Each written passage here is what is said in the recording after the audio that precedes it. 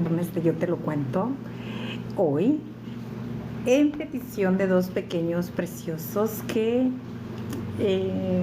a pesar de que yo les digo que mis lives son solamente para adultos, tengo audiencia de pequeños y la verdad, mi contenido es inofensivo.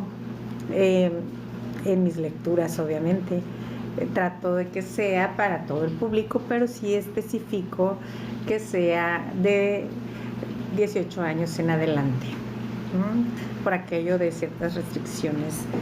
Pero como el último live que hice, leí una historia preciosa de Julio Verne, una obra literaria de Julio Verne, 20,000 leguas de viaje submarino, y puesto que fue cumpleaños de Emilio Sanz Benar, mi sobrino, y a petición de Oliver, un pequeño que me aprecia y aprecio muchísimo, les prometí el capítulo 3 y la verdad, las aventuras de 20,000 leguas de viaje submarino, sin el capítulo 3 y 4, es donde más nuestra imaginación se amplía y donde nos lleva a ese mundo submarino y te puedes sentir en ese mundo acuático, literalmente, te puedes sentir. Entonces, hoy Yo Te Lo Cuento, capítulo 3 y 4, para concluir 20,000 leguas de un viaje submarino de Julio Verne. Quédate conmigo, yo te lo cuento. Mira, de librito en mano, el aroma preferido. Ahora en la semana salió una frase que me fascinó, no recuerdo el autor, pero decía: no existe diferencia entre una persona que sabe leer y no lee y un analfabeta. Así que, amiguito, si tú sabes leer, dedica 20 minutos de tu tiempo a incrementar tu red neuronal en bellísimas historias. No puedes atiborrarte de solo ciencia, también lee ciencia ficción. Yo te decía que entre Julio Verne, Ray Bradbury y muchos otros, que ahorita se me olvidó, son de mis preferidos también, así que quédate conmigo.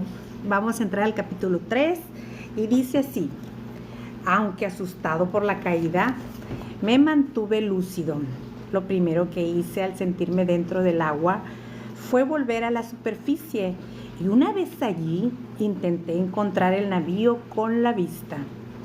Las tinieblas eran muy negras, pero divisé una masa oscura que desaparecía hacia el este.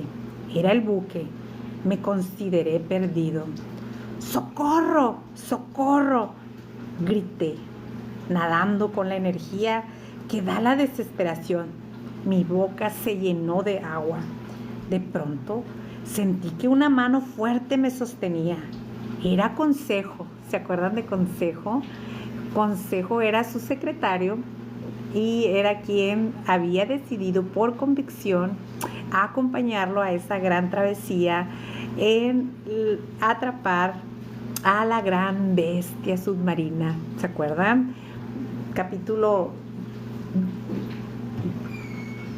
Solamente les leí el capítulo 2 la clase pasada. Bueno, el en vivo pasado, la clase, dijo la maestra. Bueno, era Socorro. Era Consejo, perdón. Tú aquí, le dije sorprendido. ¿También te caíste? No, me contestó con naturalidad.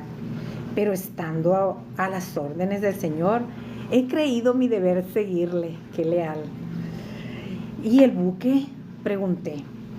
Olvídese de él. No creo que pueda hacer nada por nosotros. En el momento de arrojarle al agua, oí gritar a los timoneles: que la hélice y el timón estaban rotos.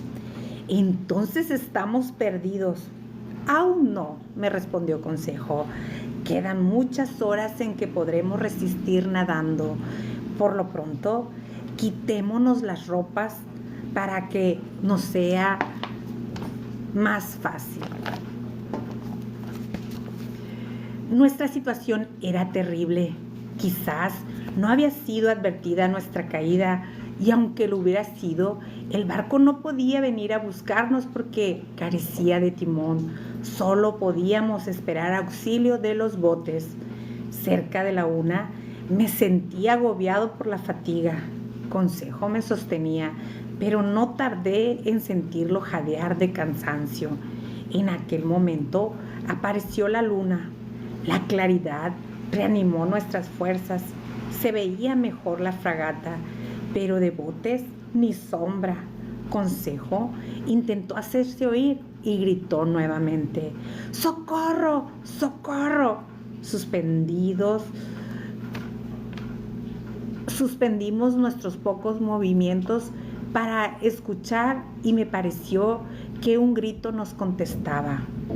¿Has oído?, pregunté. Sí, me respondió antes de volver a gritar: ¡Socorro! Entonces nos convencimos. Una voz humana contestó a la nuestra. Consejo, haciendo un esfuerzo supremo, trató de elevarse para ver algo. Sacó medio cuerpo del agua y cayó abatido. ¿Qué has visto? He visto. No hablemos. Reservemos todas nuestras fuerzas. Me acordé del monstruo, pero ¿y la voz que habría divisado? Consejo me remolcaba porque yo ya no tenía más fuerzas. Cada tanto le oía gritar con la voz débil y percibía la otra voz que le contestaba. Cada vez más cerca sentía los dedos duros, mi boca llena de agua salada.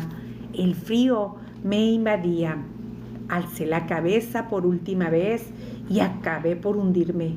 Luego me sentí sacado del agua, llevado a la superficie y me desvanecí. Reaccioné al poco tiempo, gracias a las fricciones que me hicieron.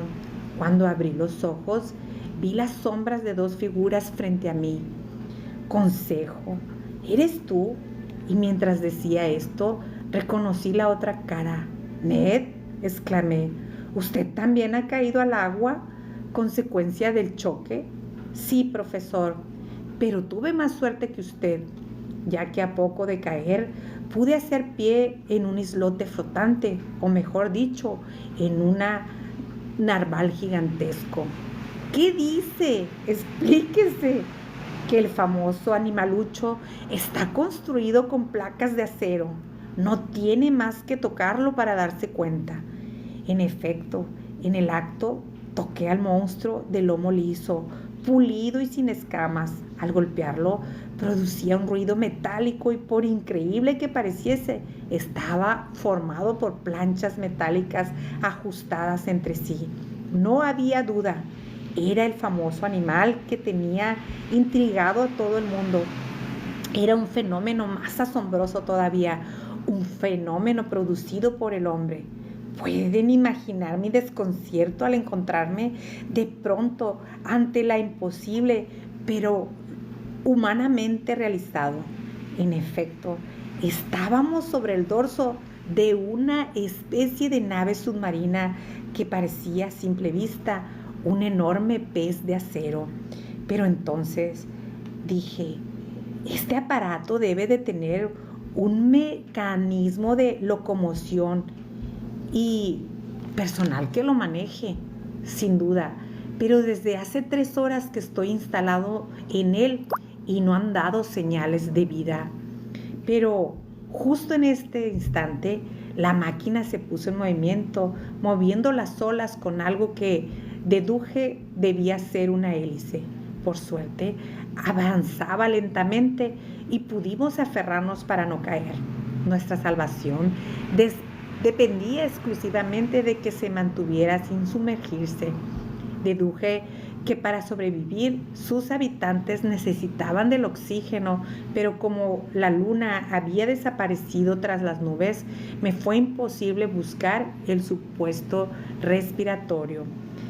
A eso de las 4 de la mañana aumentó la velocidad del aparato.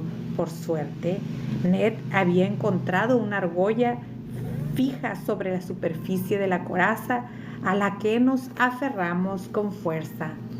Por fin amaneció. Me dispuse a examinar el casco cuando vi que éste formaba en su parte alta una especie de plataforma y sentí al mismo tiempo que se hundía lentamente. ¡Abran! ¡Inhospitalarios!, gritó Ned golpeando sobre la superficie. De pronto, como si lo hubieran oído, se sintieron ruidos como de cerrojos. Se levantó una plancha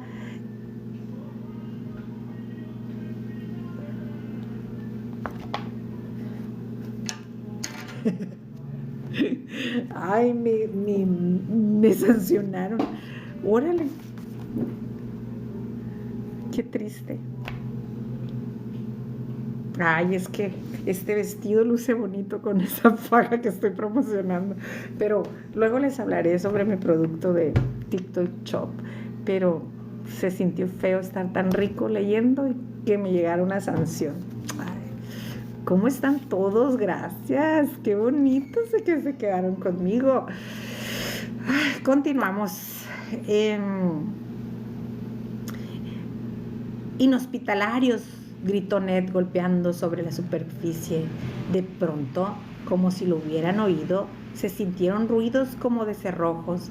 Se levantó una plancha y apareció un hombre que al vernos lanzó un grito y desapareció. Minutos después aparecieron 8 que nos arrastraron dentro del extraño aparato. En menos de un minuto estábamos en un lugar frío, oscuro y aparentemente cerrado, sin poder distinguir en la negrura la presencia de nadie.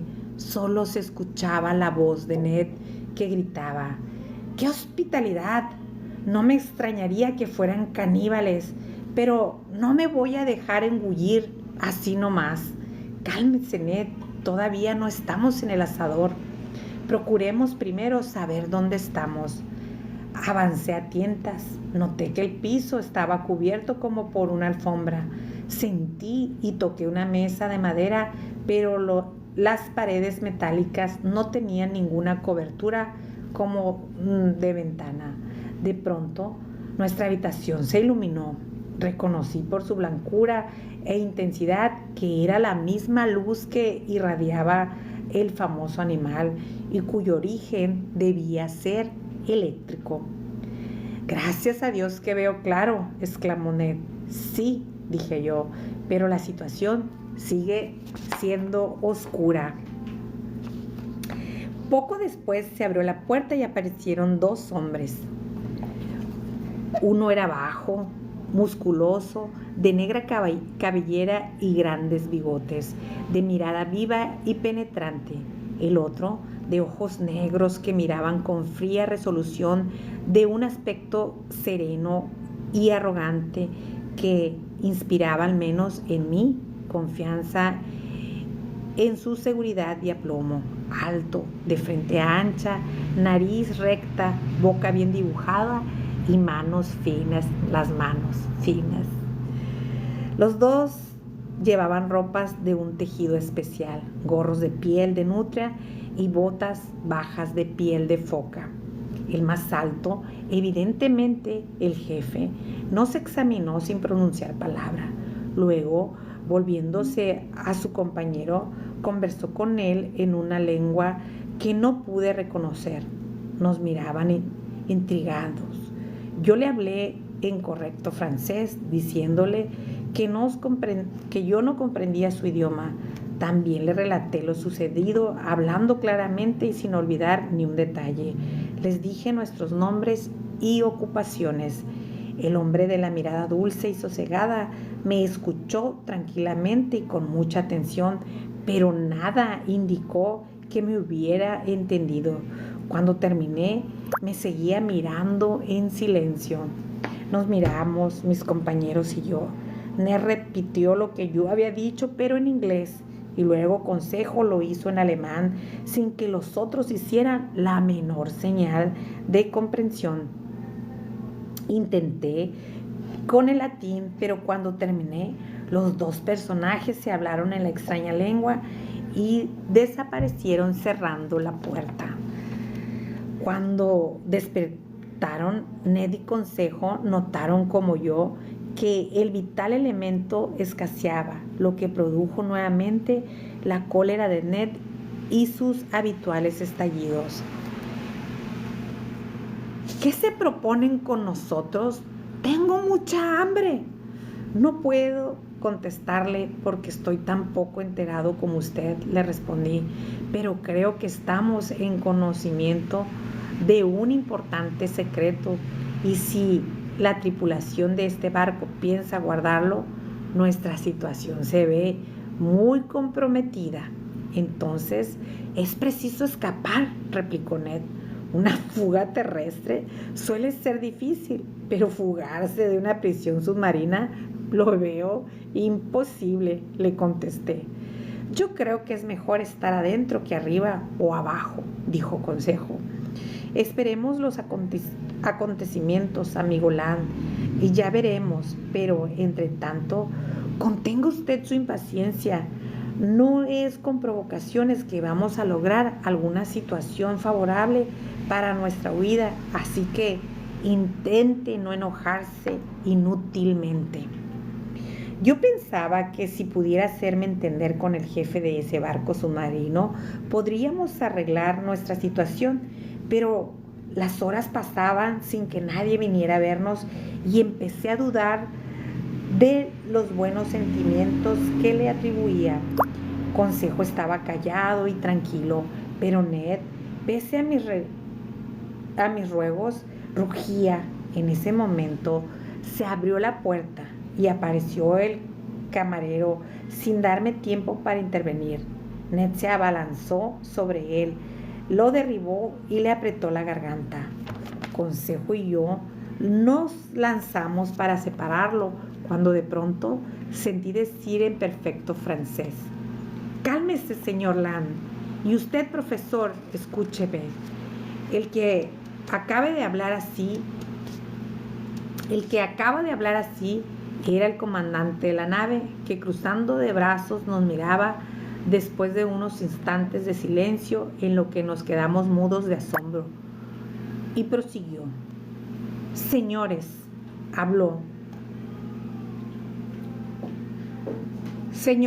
hablo cualquiera de las lenguas que ustedes ensayaron, pero quise conocerlos antes y reflexionar después.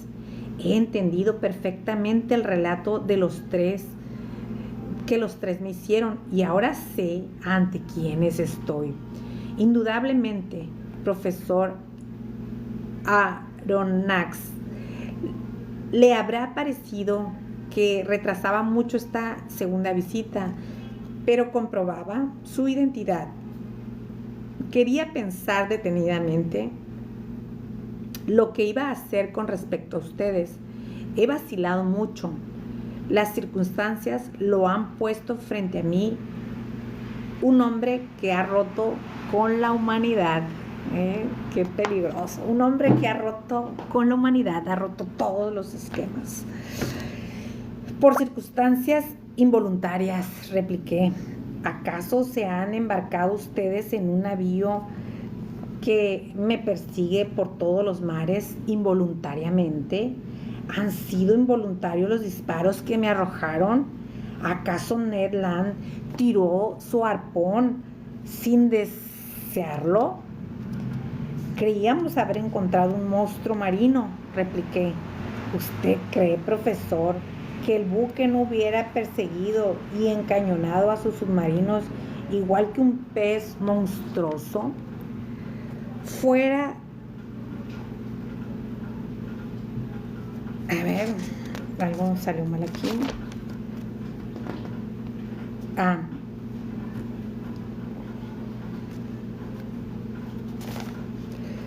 aunque fuera tan difícil situación que confieso que en este momento olvidé una última pregunta. Le dije antes de retirarse, ¿cómo debemos llamarle para ustedes?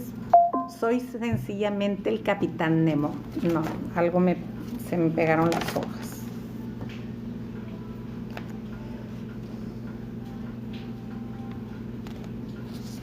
¿Usted cree, profesor, que el buque no hubiera perseguido y cañoneado a un submarino igual que a un pez monstruoso?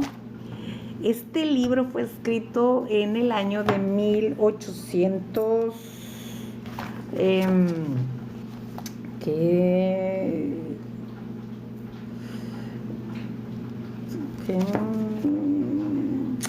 bueno, en 1800, es decir, mucho, es una bola de siglo.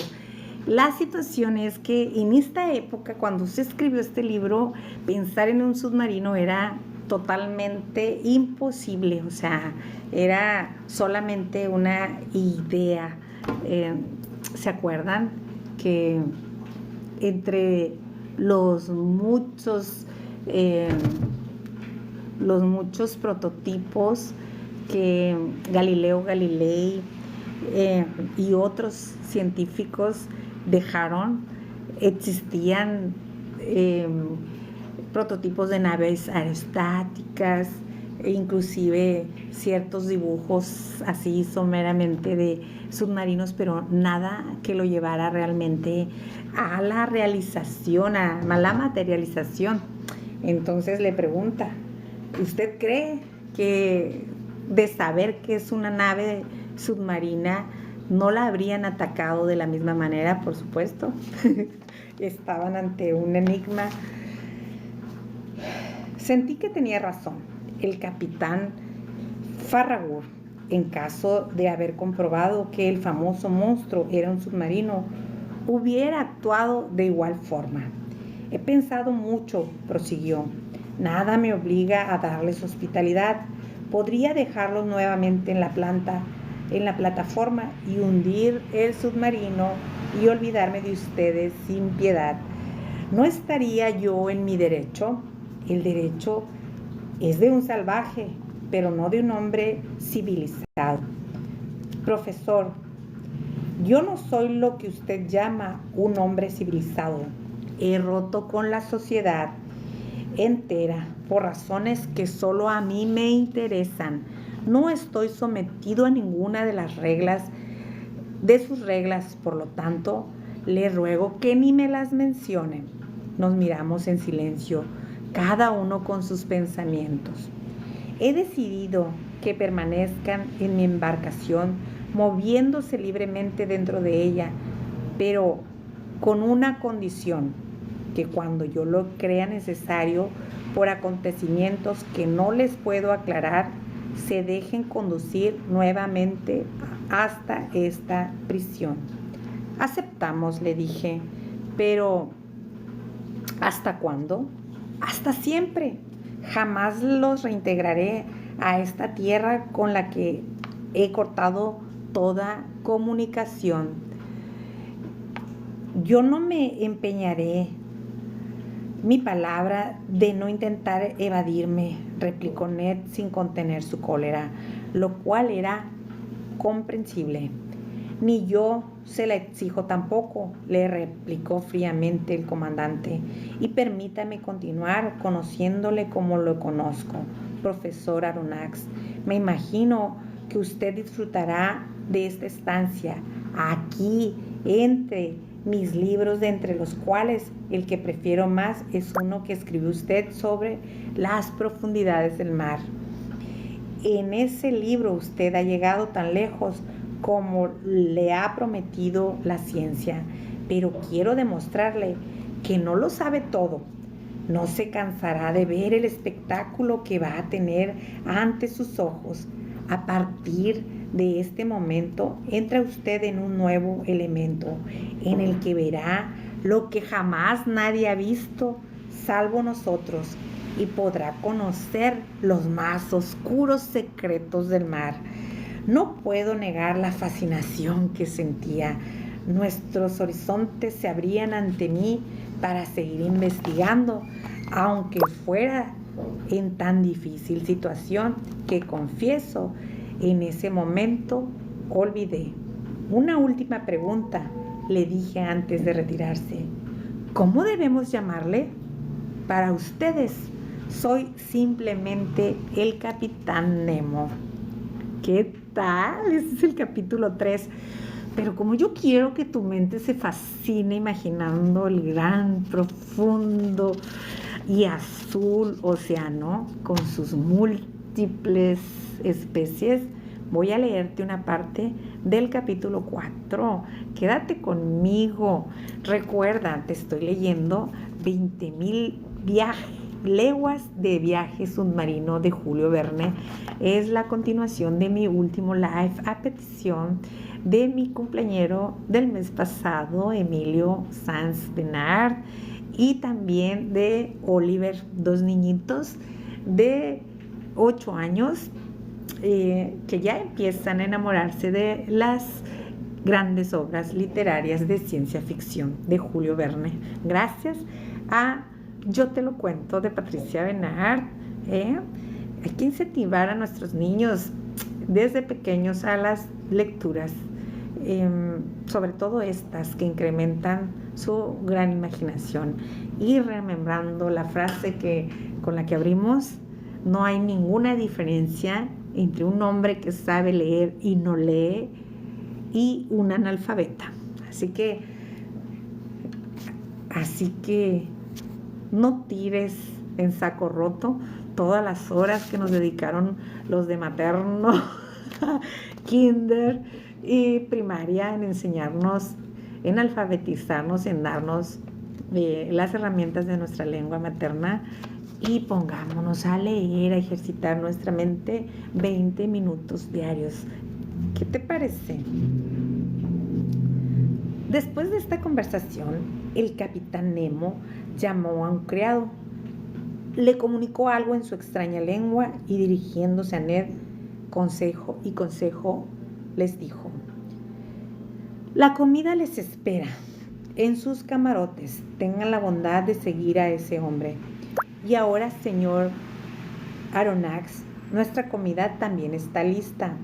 Permíteme que lo guíe. Seguía al Capitán Nemo cruzando una especie de corredor iluminado eléctricamente, similar a los pasadizos de un navío, y llegamos a un comedor decorado severamente.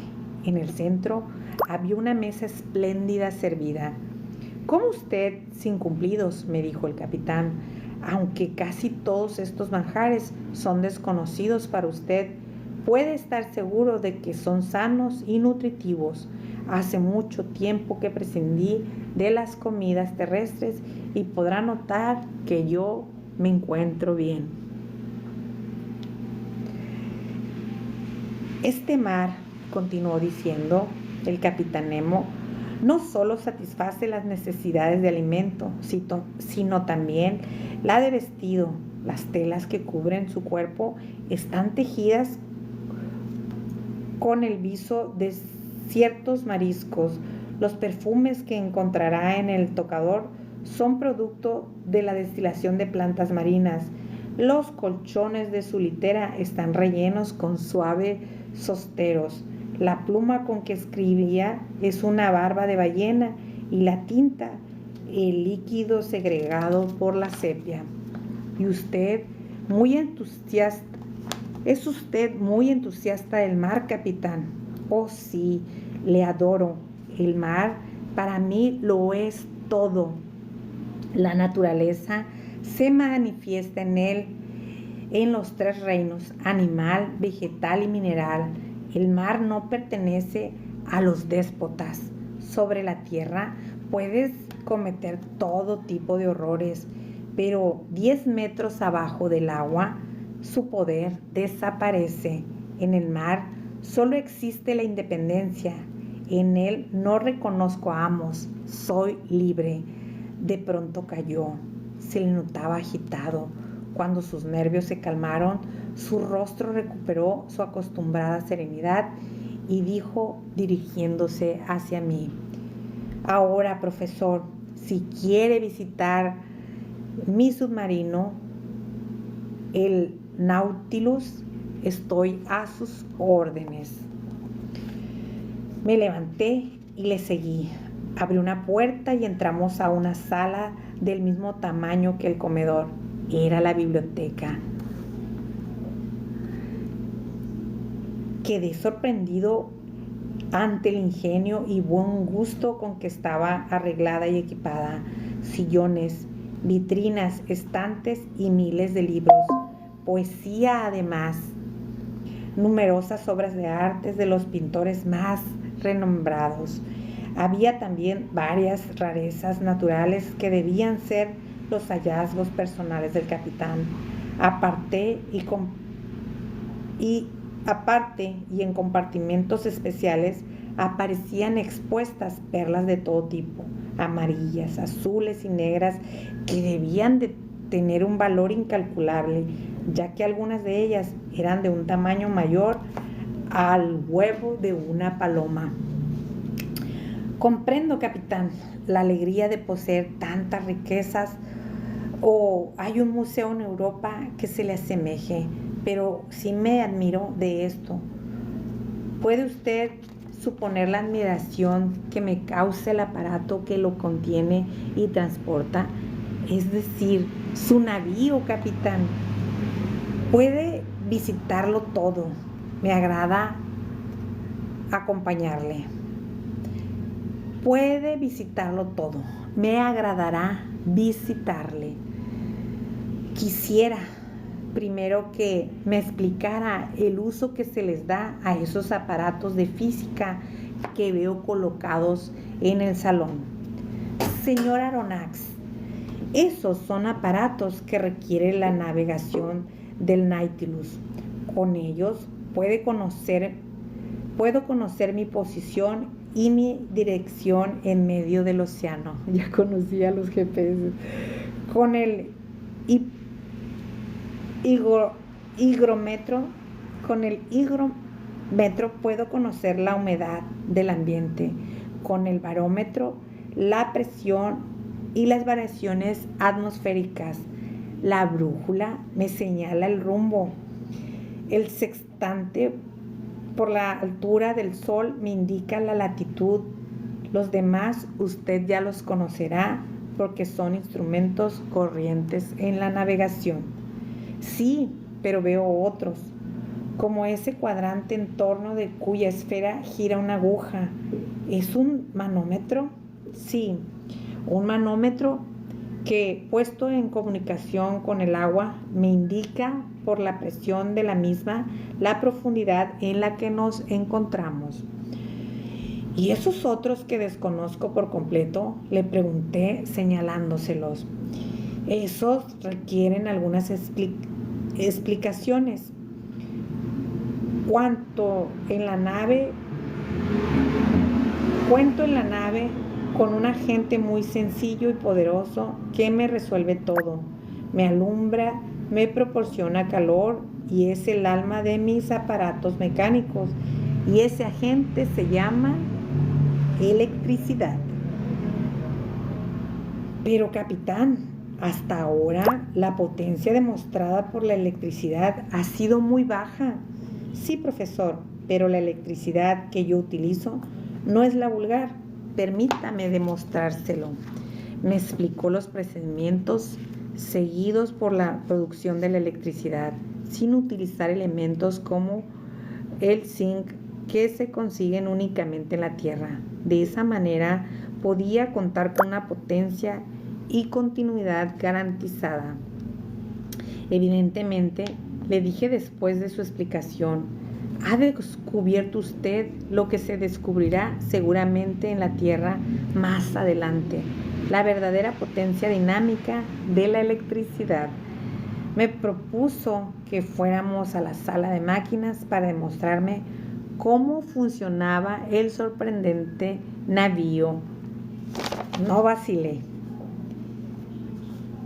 Es aceptar y no vacilé en aceptar y nos dirigimos por los pasillos hacia el otro extremo de la nave, pasando frente a la cabina donde Ned y Consejo terminaban de comer, y vi un depósito de aire, la cabina del capitán, la mía y otros lugares que el capitán me había señalado, así como su uso. Cuando pasamos junto a una escalera de hierro y le pregunté a dónde iba, el capitán Nemo me explicó que a un bote que, adherido a la superficie superior del submarino, le permitía entrar a él sin necesidad de circular por el exterior. También pasamos frente a la cocina repleta de comestibles, donde todo se resolvía gracias a la electricidad y donde además se podía observar el proceso de destilación del agua. La sala de máquinas medía como 20 metros de largo. Estaba dividida en dos partes. Una contenía los elementos productores de electricidad y la otra el mecanismo que transmitía el movimiento a la hélice. El sistema actuaba así. La electricidad producida era transportada por vapor electroimanes de grandes dimensiones sobre un sistema de palancas y engranajes que transmitían el movimiento al árbol de la hélice. Esta, que tenía un diámetro de 6 metros, podía dar hasta 20 revoluciones por minuto y alcanzar como 80 kilómetros por hora. Ahora le llamamos termodinámica, y es la forma actual en la que se produce electricidad en la actualidad, vaya la redundancia. Estaba maravillado observando esas novedades. Sin embargo, había algunas cosas que no lograba entender. Capitán, le pregunté, ¿y cómo logra sumergirse o remontarse a la superficie? ¿Puede explicármelo? Sí, puesto que jamás abandonará el Nautilus. Puedo contarle todas las preguntas que usted desee. Aquí tiene, por ejemplo, una vista longitudinal del navío.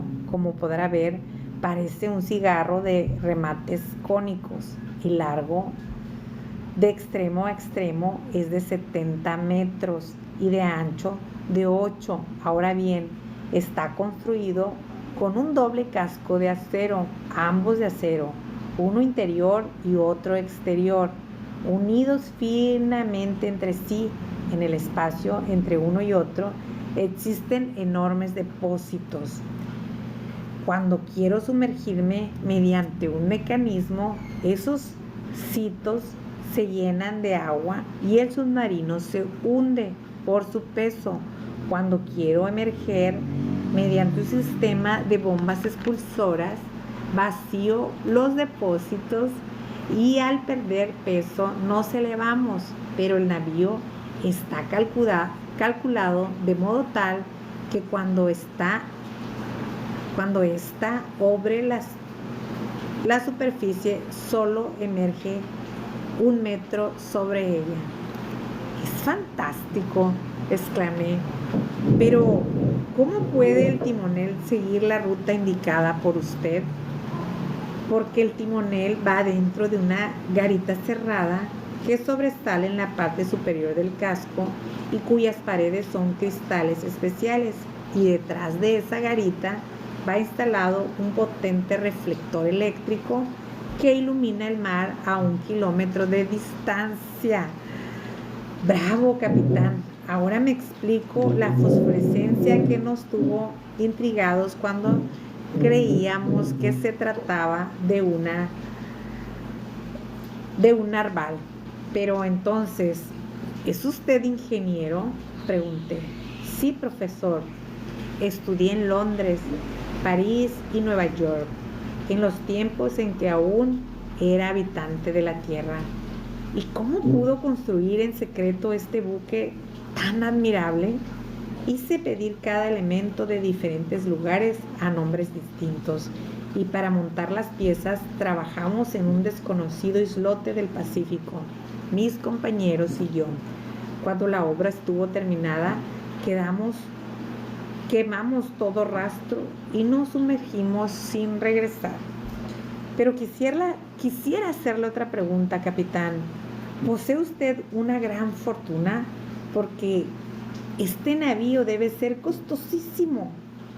Soy inmensamente rico, profesor, y ya verá usted por qué.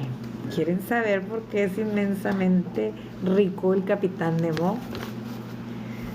Esto es lo más maravilloso del libro, al menos para mí, ¿eh? Y no voy a cerrarlo hasta que se los comparta porque es fascinante. Luego me explicó cómo utilizaba las cartas de navegación, cómo saber dónde estábamos y cómo medir las distancias, indicándome que tomaría rumbo al noreste. Me propuso que le siguiera a través de las cartas. Todo está a su disposición y yo, con su permiso, me retiro. Me quedé solo, encerrado en mis pensamientos. ¿Quién era el capitán? ¿Quién había provocado el odio que profesaba por la humanidad? ¿Sería uno de esos sabios despreciados, perseguidos, un Galileo del presente, o de esos sabios fracasados? No podía determinarlo, solo sabía que me encontraba por esos azares de la vida en su nave, que mi vida dependía de su voluntad y que pese a todo había encontrado en él una acogida fría pero hospitalaria. Nunca había estrechado la mano que yo le tendía y nunca me tendió la suya. Distraído aún por mis pensamientos, me fijé en el punto en que estábamos. Según la carta, nos hallábamos en una corriente submarina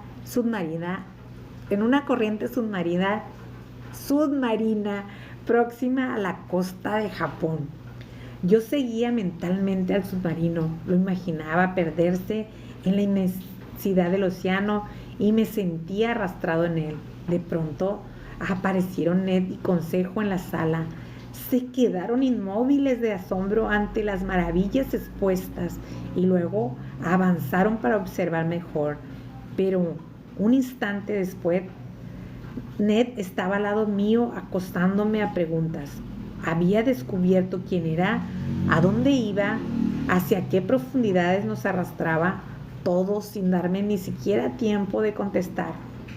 Le informé lo que sabía y lo que no sabía, pero cuando me preguntó si había averiguado cuántos tripulantes habían a bordo, le dije, no lo sé, pero abandoné.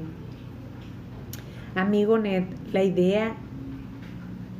no lo sé, amigo Ned, pero abandone la idea de apoderarse por el momento del Nautilus o de fugarse de él. Esta embarcación es un portento de la industria moderna y me alegro de poder estar aquí para conocerla, así que le recomiendo que se arme de paciencia para ver lo que pasa a nuestro alrededor. ¿Te imaginas? Un hombre salvaje y un hombre de ciencia, uno extasiado de tantos descubrimientos y el otro muriéndose por estar en la playa libre. Es un gran contraste. ¿Qué vamos a ver metidos en esta cárcel de acero? Apenas dijo esto, se apagó la luz y quedamos en la absoluta oscuridad. Quedamos mudos, clavados en nuestros sitios sin adivinar qué tipo de sorpresa nos esperaba. De pronto, sentimos un leve ruido como si resbalaran de un lado a otro las planchas del Nautilus. El agua apareció vivamente iluminada por focos que abarcaban más de 1 kilómetro de superficie. 2 placas de cristal nos separaban del mar. ¡Qué espectáculo! Me siento incapaz de describirlo.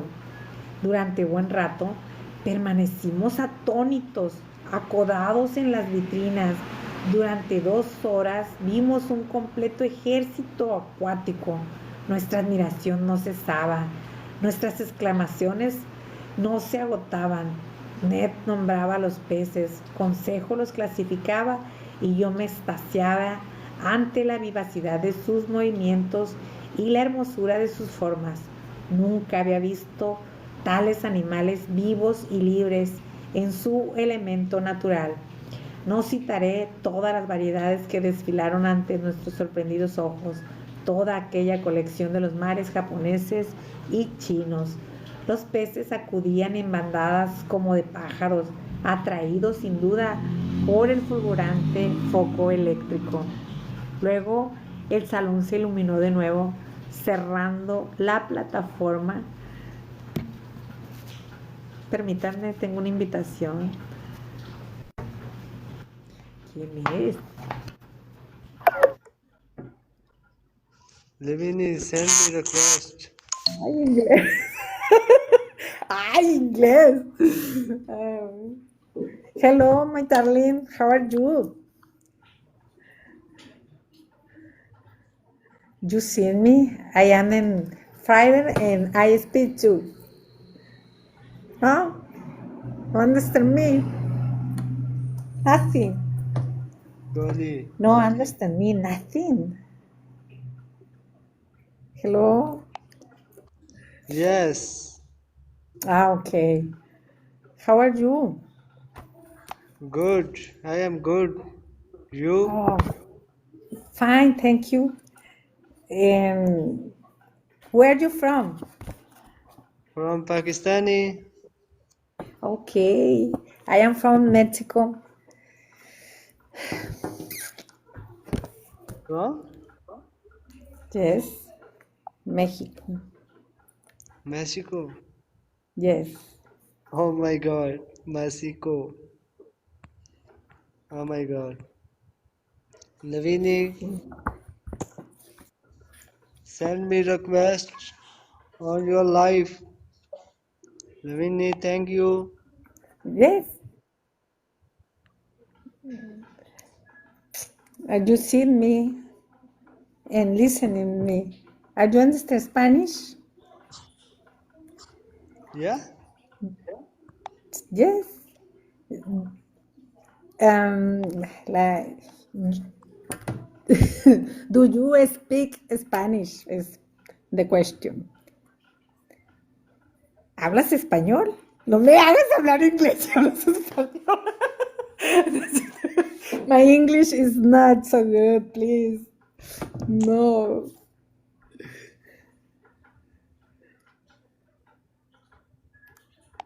Oh my God. Nadie acepta mis retos, mira. Tengo muy poca audiencia. No. Tap, tap a la pantalla, chicos. Corazoncitos, besos, abrazos y apapachos para la mamá. Estamos en un reto. Denle like. Tap, tap a la pantalla, así. Tap, tap, tap, tap, tap, tap.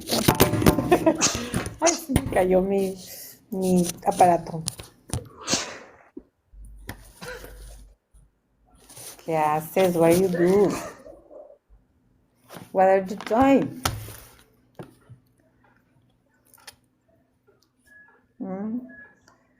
Vas lenta.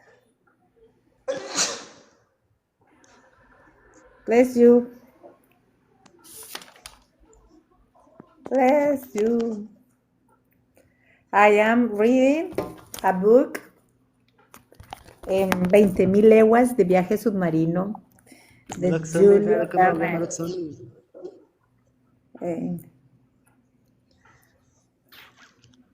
कोई नहीं यार मलक सोनी फॉर्मेलिटी पूरी कर रहे हैं मैं यार मेरे को लाइव नहीं आया रात एस के Tap, बस tap en la pantalla, welcome chicos. एस राजपूत वेलकम हो गया Rajput Ah. Tap, tap. Malak Soni Yusef, thank you dale so tap, much tap en Malak la Soni pantalla, quédate conmigo. Help me, please. I am aware. Pantalla. Yes लिविनी yes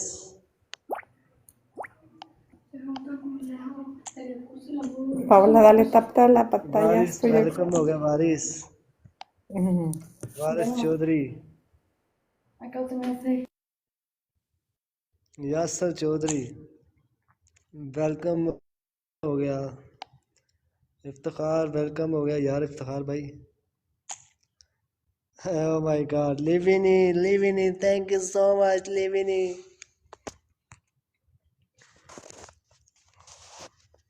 Party lover, welcome, Badsho. Iftikhar, nice. इफ्तिखार वेलकम हो गया Iftikhar. Tap, touch my screen, share my broad. Livini.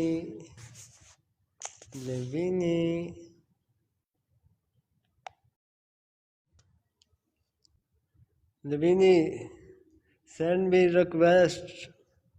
Face to face, my live.